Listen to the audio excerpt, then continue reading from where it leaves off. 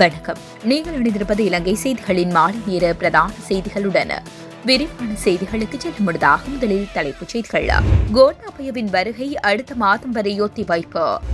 ரணில் விக்ரமசிங்க ராஜபக்ஷவினரை விட மோசமானவர் கிருணிகா. அரசாங்கத்திற்கு எதிர்ப்பு தெரிவித்து தேசிய மக்கள் சக்தி ஆர்ப்பாட்டம். அமைச்சரவை ராஜாங்க அமைச்சர்கள் நியமனம் குறித்து வெளியான புதிய தகவல். பசிலின் அமைச்சரவை கோரிக்கையை குப்பையில் வீசிய ரணில்.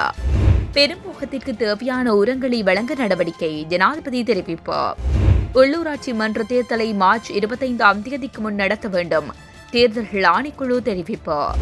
கோட்டாபயவிற்கு ஏற்பட்டுள்ள நிலைமைக்கான காரணத்தை கூறும் முருத்தொட்டுவே ஆனந்த தேரர். இலங்கையில் மிக மோசமான பொருளாதார நெருக்கடி, கர்ப்பிணி பெண்கள் பெரிதும் பாதிப்பு, ஐநா அறிக்கை. இலங்கையின் முன்னாள் ஜனாதிபதி கோட்டாபய ராஜபக்ஷ இம்மாத இறுதியில் நாடு திரும்புவார் என முன்னதாக அறிவிக்கப்பட்டிருந்தாலும் அவரின் வருகை அடுத்த மாதம் வரை ஒத்திவைக்கப்பட்டுள்ளது. ஜனாதிபதி ரணில் விக்ரமசிங்கவிற்கும் கோட்டாபய ராஜபக்ஷவிற்கும் இடையில் நேற்று நடைபெற்ற தொலைபேசி உரையாடலின் பின்னரே கோட்டாவின் வருகை பிற்போடப்பட்டுள்ளது. அதேவேளை கோட்டாபய ராஜபக்ஷவின் வீடு அமைந்துள்ள மெரிஹான பகுதியிலும் அதனைச் சூழவுள்ள பகுதியிலும் பாதுகாப்பு ஏற்பாடுகளை அதிகரிக்குமாறு போலீசார் மற்றும் புலனாய்வு அதிகாரிகளுக்கு பணிப்புரை விடுக்கப்பட்டுள்ளது. முன்னாள் ஜனாதிபதியின் வீட்டை சுற்றியுள்ள பகுதிகள் விசேட கண்காணிப்பில் வைக்கப்பட வேண்டும் என்றும் அறிவுறுத்தப்பட்டுள்ளது. ஜனாதிபதி ரணில் விக்ரமசிங்க மிக மோசமான சர்வாதிகார ஆட்சியாளர் எனவும் பல்கலைக்கழக மாணவர்கள் பயங்கரவாத தடுப்புச் சட்டத்தின் கீழ் கைது செய்யப்பட்டுள்ளார் எனவும் ஐக்கிய மக்கள் சக்தியின் மகளிர் அணி தலைவியும் முன்னாள் நாடாளுமன்ற உறுப்பினருமான ஹிருணிகா பிரேமச்சந்திர தெரிவித்துள்ளார். குற்றவியல் விசாரணை திணைக்களத்தின் அழைப்பிற்கு அமைய இன்று வாக்குமூலம் ஒன்றை வழங்க சென்றிருந்த போதே ஹிருணிகா இதனை கூறியுள்ளார். என்னை விசாரணைக்கு வருமாறு வீட்டுக்கு வந்து அழைப்பாணை ஒன்றை வழங்கினார். அதில் காரணங்கள் எதுவும் குறிப்பிடப்படவில்லை. போராட்டம் சம்பந்தமாக என்னை விசாரணைக்கு அழைத்துள்ளதாக நினைக்கின்றேன். போராட்டத்தின் புண்ணியத்தில் தற்போதைய ஜனாதிபதி பதவிக்கு வந்தார். தற்போது போராட்டத்தில் சம்பந்தப்பட்டவர்கள் ஏதேனும் ஒரு காரணத்திற்காக அழைத்து விசாரணை நடத்துகின்றனர். என்னை எதற்காக அழைத்திருக்கின்றனர் என்று போய் பார்ப்போம்.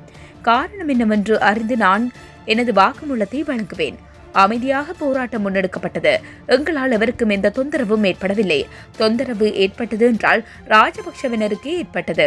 அவர்கள் அரசியலில் இருந்து ஒதுங்க நேரிட்டது. சாதகமான நிலைமை ஏற்பட்டது என்றால் அது ரணில் ராஜபக்ஷவிற்கு ஏற்பட்டது. அவர் முன்னெடுத்து வரும் இந்த அடக்குமுறையை நாங்கள் அருவருப்புடன் கண்டிக்கின்றோம்.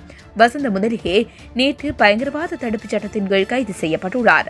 அவர்கள் பல்கலைக்கழக மாணவர்கள். பயங்கரவாத யுத்தம் 2009ஆம் ஆண்டுடன் முடிந்துவிட்டது. பல்கலைக்கழக மாணவர்களை பயங்கரவாத தடுப்புச் சட்டத்தின் கீழ் கைது செய்வதற்கு கவலைக்குரிய விடயம். இதுவரை உருவான அனைத்து ராஜபக்ஷவினரை விட, இதுவரை ஆட்சிக்கு வந்த ஜனாதிபதிகளை விட இலங்கையில் தற்போது ஆட்சிக்கு வந்திருக்கும் ரணில் ராஜபக்ஷ மிக மோசமான சர்வாதிகாரமான ஆட்சியாளர். இது வரலாற்றில் பதிவாகும். இதுதான் உண்மையான கதை. ரணில் விக்ரமசிங்கவுடன் எனக்கு இருந்து வந்த நட்பு தற்போது மேலும் அதிகரித்துள்ளது என ஹிருணிகா பிரேமச்சந்திர தெரிவித்துள்ளார்.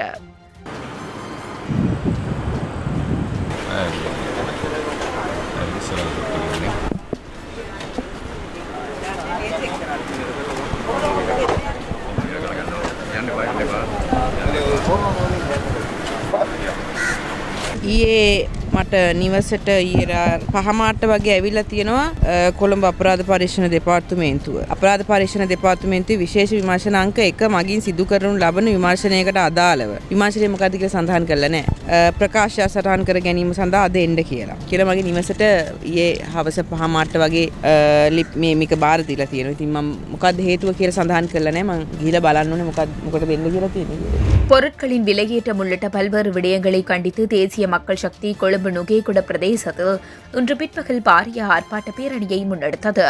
நுகேகுடையில் ஆரம்பமான ஆர்ப்பாட்ட பேரணி விஜயராம சந்தி வரை சென்றது. இதன்போது ஆர்ப்பாட்டக்காரர்கள் அரசாங்கத்திற்கு எதிரான கோஷங்களை எழுப்பியவாறு ஆர்ப்பாட்டத்தை முன்னெடுத்தனர்.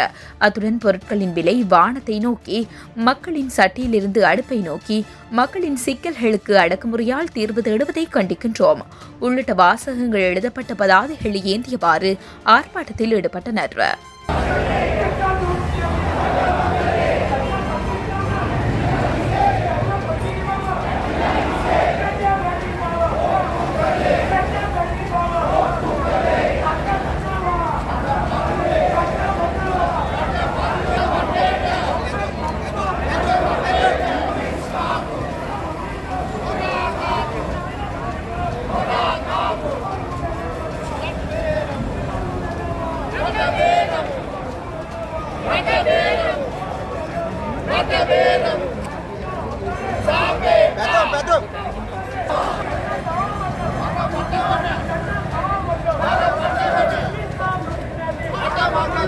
அமைச்சரவை மற்றும் ராஜாங்க அமைச்சர்கள் அடுத்த வாரம் பதவியேற்பார்கள் என தகவல்கள் வெளியாகியுள்ளன. இதன்படி 30 அமைச்சரவை அந்தஸ்துள்ள அமைச்சர்கள் நியமிக்கப்படுவார்கள் என கூறப்பட்டுள்ளது. தற்போது தலா 2 அல்லது அதற்கு மேற்பட்ட அமைச்சர் பொறுப்புகளை வைத்திருக்கும் பெரும்பாலான அமைச்சர்கள் புதிதாக வருபவர்களுக்கு இடமளிப்பதற்காக அவற்றில் ஒன்றை இழக்க வேண்டி ஏற்படும் என தெரிவிக்கப்படுகின்றது. எதிர்க்கட்சிகளை சேர்ந்த நாடாளுமன்ற உறுப்பினர்கள் தங்கள் கட்சிகளின் நிலைப்பாடுகளை பொருட்படுத்தாமல் அவர்களின் தனிப்பட்ட திறன்களில் அரசாங்கத்துடன் இணைவார்கள் என்று எதிர்பார்க்கப்படுகின்றது. சுமார் 40 ராஜாங்க அமைச்சர்கள் நியமிக்கப்படுவார்கள் என்று எதிர்பார்க்கப்படுகின்றது. புதிய அமைச்சரவை நியமிக்கப்பட்டதும் புதிய அரசாங்கம் பல்வேறு அரசு நிறுவனங்களின் தலைமை பதவிகளுக்கு புதியவர்களை நியமிக்கும் என தெரிவிக்கப்பட்டுள்ளது. தலைக்கணம் வளைத்து கொடுக்காத தன்மை மற்றும் தவறான நபர்களிடம் ஆலோசனைகளை பெற்றுக் கொண்டவையே முன்னாள் ஜனாதிபதி கோட்டாபய ராஜபக்சவிற்கு இந்த நிலைமை ஏற்பட காரணம் என துறவிகள் குரல் அமைப்பின் தலைவர் கலாநிதி முருத்தொட்டுவே ஆனந்த தேரர் தெரிவித்துள்ளார். மத்தேகுட பௌத்த மத்திய நிலையத்தில் நடைபெற்ற சமய வைபவம் ஒன்றில் கலந்து கொண்டு ஊடகங்களிடம் கருத்து வெளியிடும் போதே அவர் இதனை கூறியுள்ளார். நாட்டுக்கு சுபீட்சமான சௌபாக்கியத்தை ஏற்படுத்துவதாக கூறியே 69 லட்சம் வாக்குகளை பெற்றுக் கொண்டனர். எனினும் கோட்டாபய ராஜபக்ஷ பதவிக்கு வந்து 3 மாதங்களில் சௌபாக்கியம் அல்ல, அவரிடமிருந்து நாட்டிற்கு எதுவும் கிடைக்காது என்பதை நாங்கள் உணர்ந்து கொண்டோம். நான் இதனை அன்றும் கூறினேன், தற்போதும் கூறுகின்றேன். 69 லட்சம் வாக்குகளை பெற்று ஜனாதிபதியாக தெரிவாகி 3/2 பெரும்பான்மை பலத்தை கொண்டிருந்த கோட்டாபய ராஜபக்ஷ தற்போது எதிர்நோக்க நேரிட்டுள்ள நிலைமை தொடர்பில் மிகவும் வருத்தப்படுகின்றேன். தற்போது அவர் நாட்டுக்கு நாடு சென்று கொண்டிருக்கின்றார். அவர் அப்படி செல்ல வேண்டிய அவசியமில்லை. அவர் தவறு எதையும் செய்யவில்லை. சட்டம் அவரை குற்றவாளி என கூறவில்லை. அப்படியானால் ஏன் அவர் இந்த நிலைமைக்குள்ளாகியுள்ளார்? அவர் நாட்டின் பிரஜை. அவருக்கு எந்த நேரத்திலும் நாட்டிற்குள் வர முடியும், நாட்டிற்கு வந்து சுதந்திரமாக வாழ முடியும் எனவும் முருத்தொட்டுவே ஆனந்த தேரர் தெரிவித்துள்ளார். உள்ளூராட்சி மன்ற தேர்தலை மார்ச் 25ஆம் தேதிக்கு முன்னர் நடாத்த வேண்டும் என இலங்கை தேர்தல்கள் ஆணைக்குழு தெரிவித்துள்ளது. எதிர்வரும் செப்டம்பர் மாதம் 20ஆம் தேதிக்கு பின்னர் தேர்தல் திகதியை அறிவிக்கும் அதிகாரம் தேர்தல்கள் ஆணைக்குழுவுக்கு வழங்கப்படும் என அதன் ஆணையாளர் நாயகம் சமன் ஸ்ரீ ரத்நாயக்க தெரிவித்துள்ளார். ஏற்கனவே உள்ளூராட்சி நிறுவனங்களின் பதவிக்காலத்தை 1 வருடத்திற்கு பொறுப்பான அமைச்சர் நீடித்துள்ளார். எனினும் அந்த காலம் மார்ச் 25ஆம் தேதியுடன் முடிவடைகின்றது. அதன்படி தற்போதுள்ள விதிகளின் அடிப்படையில் உள்ளூராட்சி மன்றங்களுக்கான உறுப்பினர்களை தேர்தல்கள் ஆணைக்குழு தெரிவு செய்து அதன் பின்னரே தேர்தலை நடாத்த வேண்டும். அதன்படி உள்ளூராட்சி மன்றங்களுக்கு 341 உறுப்பினர்கள் தெரிவு செய்யப்படவுள்ளதாக ஆணையாளர் நாயகம் ரத்நாயக்க தெரிவித்துள்ளார். லஞ்சம் மற்றும் ஊழல் குற்றச்சாட்டுகள் சம்பந்தமாக அமைச்சர்கள், நாடாளுமன்ற உறுப்பினர்கள் என பல்வேறு தரத்திலிருந்து 80 அரசியல்வாதிகள் உட்பட 386 பேருக்கு எதிராக புதிதாக விசாரணைகளை ஆரம்பித்துள்ளதாக லஞ்ச அல்லது ஊழல் விசாரணை ஆணைக்குழு தெரிவித்துள்ளது. இதனைத் தவிர முறைகேடான முறையில் சொத்துக்களை சம்பாதித்த குற்றச்சாட்டு சம்பந்தமாக முன்னாள் அமைச்சர் ஒருவர் உட்பட 42 பேருக்கு எதிராக விசாரணைகள் நடாத்தப்பட்டு வருவதாக ஆணைக்குழுவின் உயர் அதிகாரியொருவர் கூறியுள்ளார். கடந்த ஜனவரி 1ஆம் தேதி முதல் ஜூன் 30ஆம் தேதி வரையான காலப்பகுதியில் இந்த விசாரணைகள் ஆரம்பிக்கப்பட்டுள்ளன. அத்துடன் இந்த காலப்பகுதியில் லஞ்சம் பெற்றமை சம்பந்தமான 22 சுற்றி வளைப்புகள் மேற்கொள்ளப்பட்டுள்ளன. ஊழல் மோசடிகள், லஞ்சம் பெற்ற மற்றும் முறைகேடான முறையில் சொத்து சம்பாதித்தமை தொடர்பாக லஞ்ச ஆணைக்குழு இந்த வருடத்தில் பல வழக்குகளை தாக்கல் செய்துள்ளது. இதனிடையே பொருளாதார நெருக்கடி சூழ்நிலை காரணமாக நாடு முழுவதும் லஞ்சம் பெறும் சம்பவங்கள் அதிகரித்திருப்பதை காண முடிவதாக ஆணைக்குழுவின் தகவல்கள் கூறுகின்றன. இலங்கையின் பொருளாதார நெருக்கடி நாட்டின் சுகாதார கட்டமைப்பை வீழ்ச்சியின் இறுதி கட்டத்திற்கு இட்டு சென்றுள்ளது என ஐக்கிய நாடுகள் சபை தெரிவித்துள்ளது.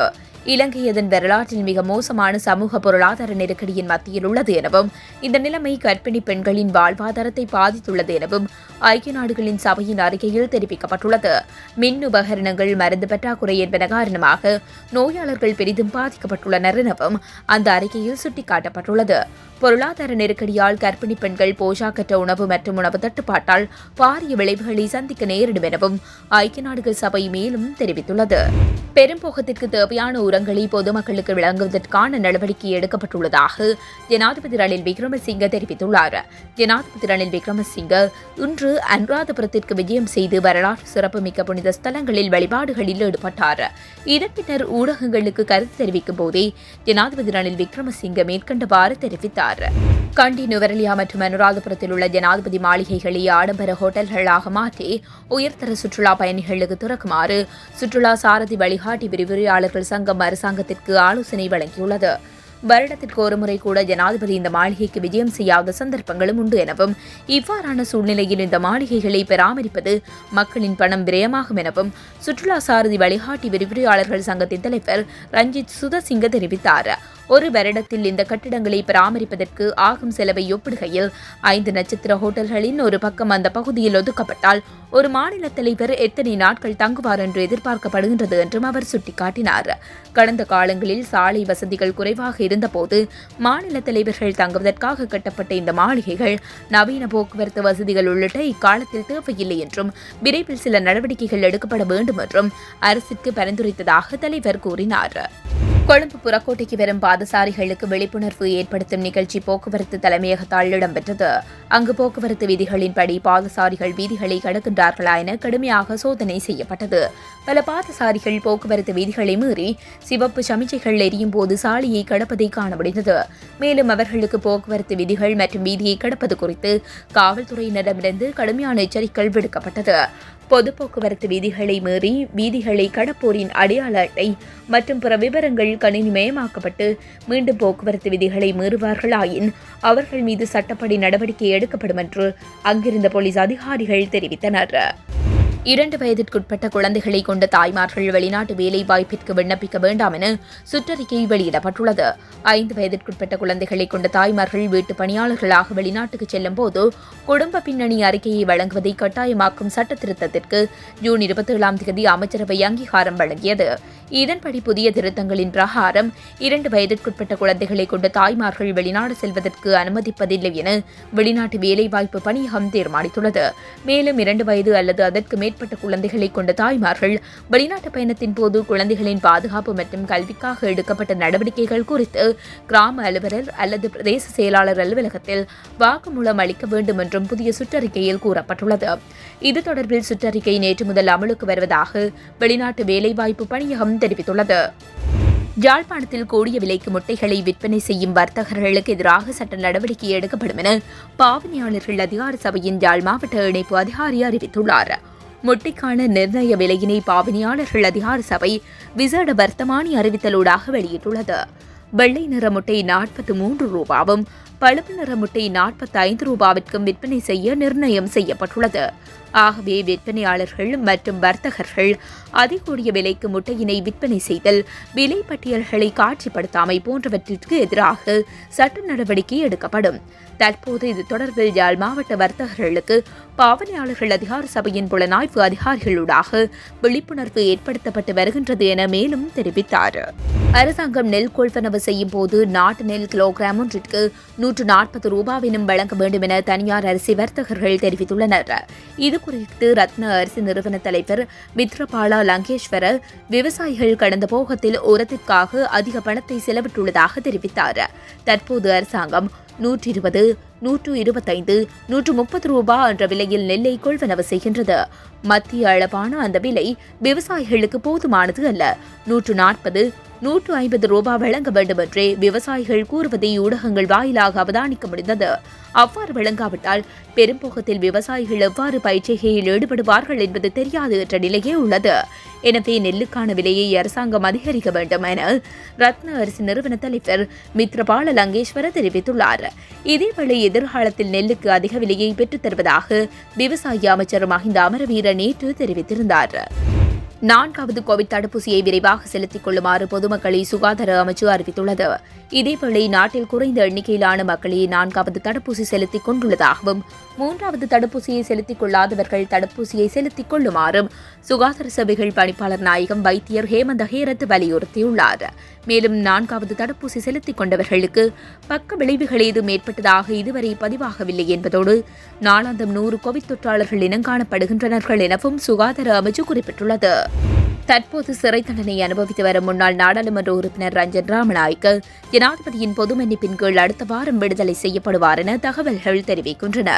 ரஞ்சன் ராமநாயக்க தொடர்பான அனைத்து பரிந்துரைகளையும் ஜனாதிபதி ரணில் விக்ரமசிங்கவிடம் கையளித்துள்ளதாக நீதி அமைச்சர் கலாநிதி விஜயதாஸ் ராஜபக்ஷ தெரிவித்துள்ளார். நீதிமன்றத்தை அவமதித்த குற்றச்சாட்டின் பேரில் 4 வருட கடூழிய சிறை தண்டனை விதிக்கப்பட்ட ரஞ்சன் ராமநாயக்க குற்றம் தொடர்பான மன்னிப்பு கடிதத்தில் அண்மையில் கையொப்பமிட்டார். ரஞ்சன் ராமநாயக்கவை ஜனாதிபதியின் பொது மன்னிப்பின் கீழ் விடுதலை செய்யுமாறு எதிர்க்கட்சிகள், கலைஞர்கள் மற்றும் சிவில் அமைப்புகள் தொடர்ந்து அரசாங்கத்திடம் கோரிக்கை விடுத்திருந்தமை குறிப்பிடத்தக்கது.